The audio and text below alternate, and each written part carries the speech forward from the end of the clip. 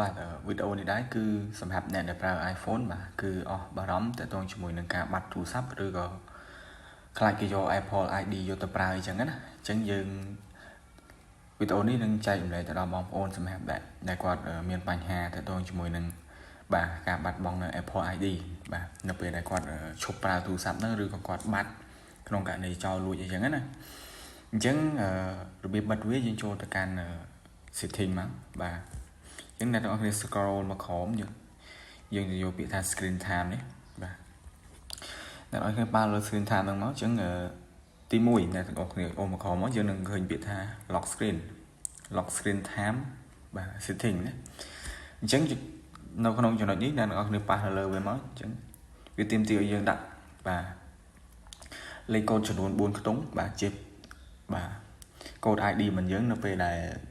ចង់ទៅប្រើប្រាស់ account មួយហ្នឹងមានន័យថាយើងត្រូវ log in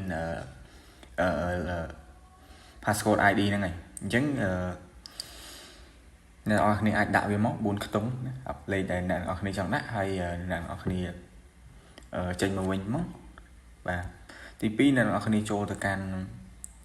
content and privacy restrict នេះមកប៉ះនៅលើវាមកបន្ទាប់មកទៀតអ្នកនរគ្នាអូសចុះមកក្រោមមកអ្នកនរគ្នានឹងឃើញពាក្យថា passcode ID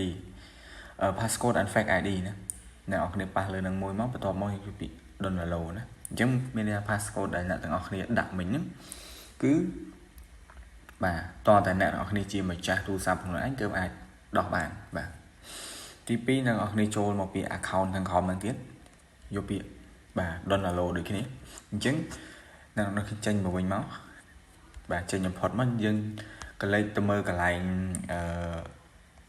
អ្នកនរគ្នា refresh មើលសិនមកកន្លែង Apple ID របស់យើងនេះគឺវាទៅជាពណ៌ slate អញ្ចឹងយើងចុចលេងបានណាអញ្ចឹងយើងចុចលេងបានអញ្ចឹងតរបៀបដោះវាយើងcònតតែយើងមាន